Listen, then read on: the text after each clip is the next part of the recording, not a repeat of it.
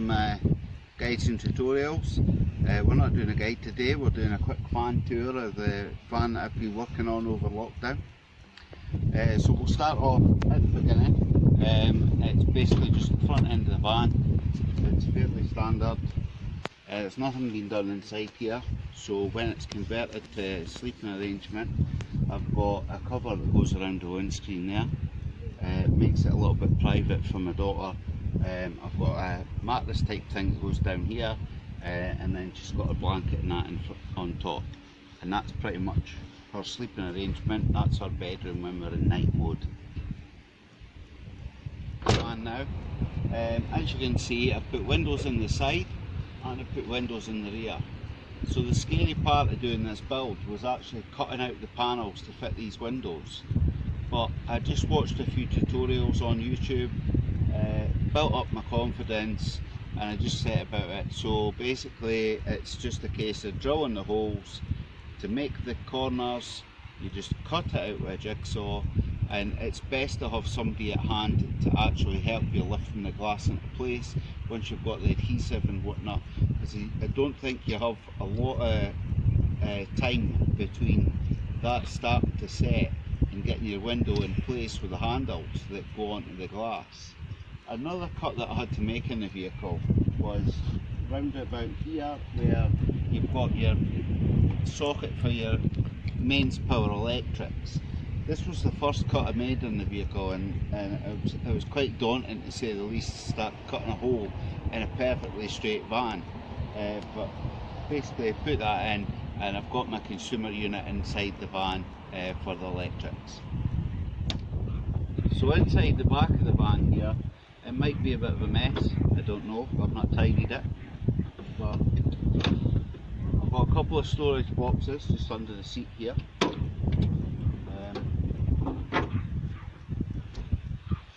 This is one of the cushions that I need to just store out the way.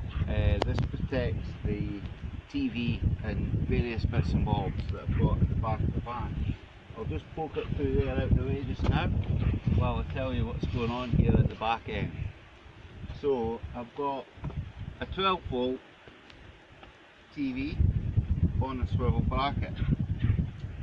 Now it may look a bit strange because it's at the back of the van, but the idea was that I could have my table here, a couple of chairs, a couple of beers, telly can be on as background noise, maybe watch a movie as the sun goes down. Quite romanticised little picture in my head as I set about and did this. But when the bed's made up, my heads are not at this end, my head would be at the other end of the van, and I can basically just turn this round and watch Netflix in bed. So that's the idea of the bracket there. I've got a wee cubby hole here. As you can see, this is just a bit of a mess. I should have tidied this up before I made this video, but I've got a socket for plugging into a house. I've got tools to take the wheels off in the event of a puncture or whatever. Obviously you need your pan and brush. It's just various bits that will come in handy. I've got a power inverter in the bottom there. Here's my mains hookup and my leisure battery. And inside this cupboard I've got my trip switches for obviously the power. I've got a couple of storage boxes here. I've got colouring in stuff, pens, pencils, a couple of games. I've got another box here with pet food for the dog. Got tow rope, some tools and stuff that you may need. You have to be prepared for any eventuality. And the must need accessory for anybody with a dog, the ball thrower. It slides in here and it's kept out the way. So that's basically the back end of the van. I'll just tuck the telly away just now.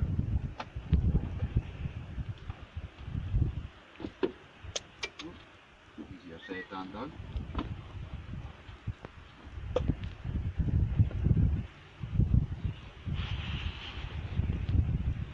So this spare cushion here This acts as a bit of support for the TV so that the TV can't rattle into the back window when you're driving. So that worked out quite well.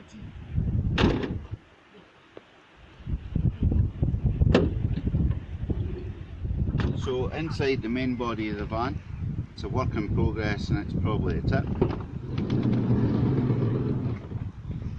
Right, I'll show you what I've got going on in here.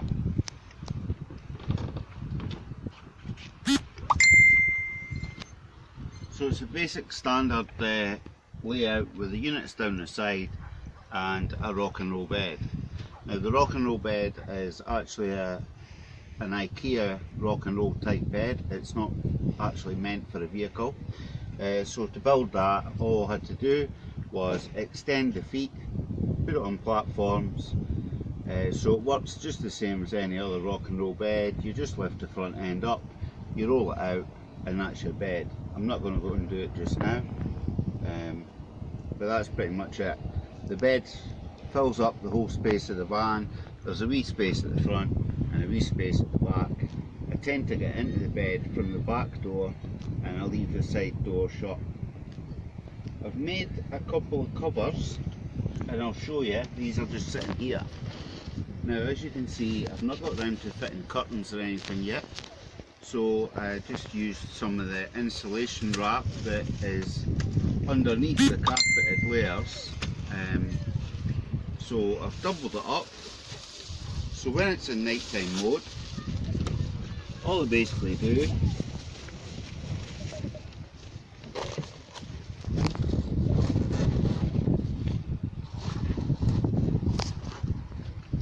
is I pop it up there at the window, and I've got other ones for the other windows with sucker pads on. That one just sits there fine. For the other ones I've got suction cups, and when I have the cover around the front glass and these covers on the windows in the back, it's absolutely pitch black in here. So what I've done is I've fitted, it's powered by USB, and it just plugs into the control panel up here, and inside the units it's got strips of LEDs that are changeable colours, so that you can use an app on your phone, change the colour that you want it to be lit up, and it's pretty much mood lighting. I've also got normal lighting up here on the top of the cabinet, which is also 12 volts, so that's just my main cabin lights. That's on a switch there separately. I have my water pump all set up, taps left on, but basically that's just there on the board as well. The other switch is 12 volts for the cooler box. A lot of people don't rate these as a fridge in a vehicle, but for a weekend van I think it's perfect. If you take a couple of things out your freezer before you go, maybe a packet of sausages or anything like that, and you put them in the cool box, it helps to keep everything cool for your weekend away. Maybe not so much a good idea for a full timer, but for a van like this it's absolutely perfect. The gas that I'm using, I've got the coloured bottle here. It's all secured to the floor. It's got a strap around it, ratchet strapped in, so it's solid in there, and you can just reach in because I've not put any facings on this cabinet. It doesn't look tidy, but it's just easy access for my water, my gas and my fridge. I've got a power socket at the front there, so that's purpose is so that when I'm hooked up to mains on a campsite, I don't have to use a lighter for the gas. I've got a trigger for it. It's just a twin burner stove, stainless steel, works a treat. As for storage, this whole unit's pretty much taken up with the fridge, the gas and the water, as you can see. I've got a couple of little wash bags down here, and in the wash bags it's basically just, it's kind of like sponges, dish soap, doing the dishes, got some clothes for drying up. When you've got such a small van, it's best to try and keep it as clean as possible as you go. For sitting and eating, I don't have a conventional camper van table, I've just got one of these little picnic tables. So you basically just open up the legs, like so. I'll not clip them shut, but you get the idea. Now the reason I didn't want the usual clip on the edge of the unit with the one leg that comes down was I wanted to be able to, on a nice day, just take this out the side of the van and get my seats for sitting outside, out of the roof box, and I could sit outside at the beach or just sit and watch the sun go down. So yeah, this is a dual purpose table, and it seems to be working quite well. It's also very lightweight, which is good for carting about. Deliberately went for the lightest possible goods I could when I was building this van. I see a lot of people have opted for very heavy materials, and as much as they look nice, I was trying to keep the build as light as possible so that I didn't disrupt not only the weight of the van but its potential for decent miles per gallon. Some people haven't really taken that into consideration, but having had vans previously, that was something that I thought out beforehand. So the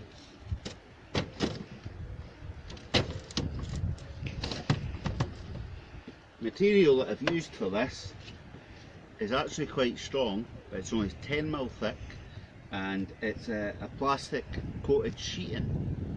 It isn't actually wood.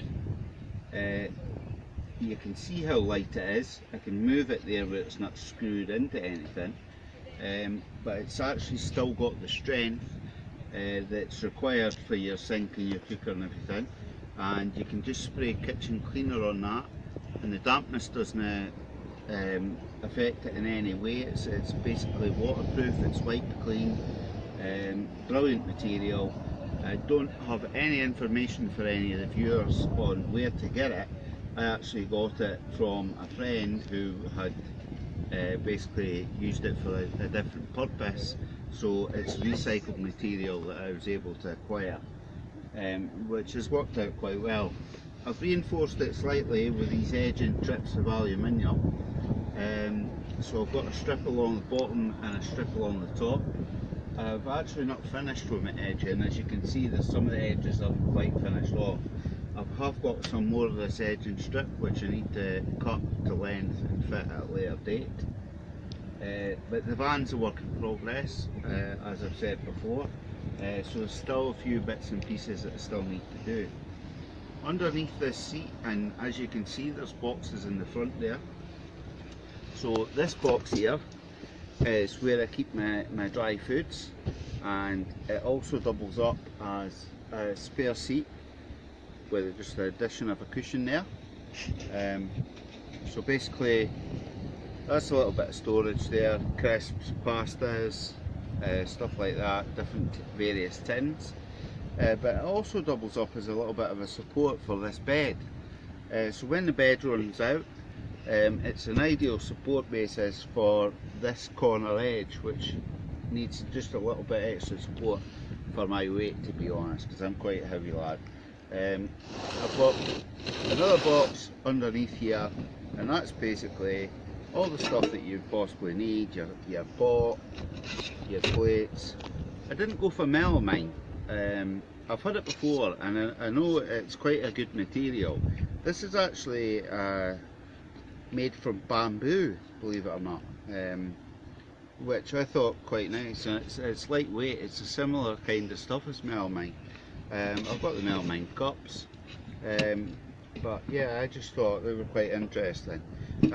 Everything else is kind of like normal camp stuff, you know, the cups and whatnot that you can't break. I've got a spare stove here, just a normal little camp stove, and that's just in the event that I run out of gas when I'm out and about. So that'll probably only be used in the event of an emergency. It's also handy if you want to go and like cook outdoors on a nice day, so I'll keep that in the van just in case. The other box is just here, and this is the old pots and pans box. All the kitchen utensils will go in there,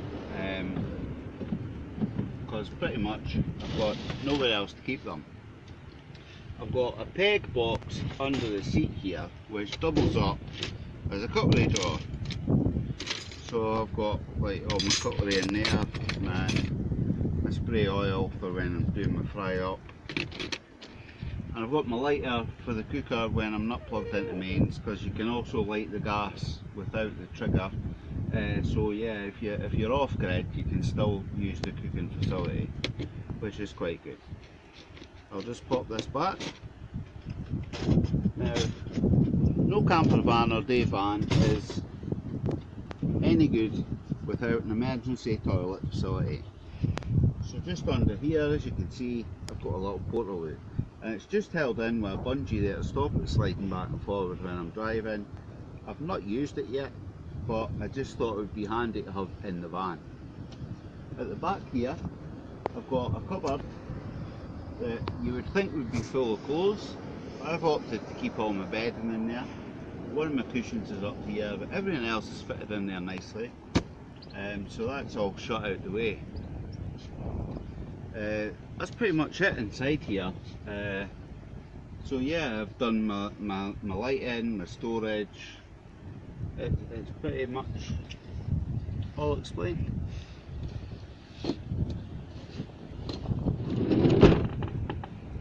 So that concludes my van tour today. I'd like to thank you all for watching, and please hit the like button and subscribe to my channel. I'll try and put different videos on weekly, fortnightly. I'll just try and keep updating it. Thanks.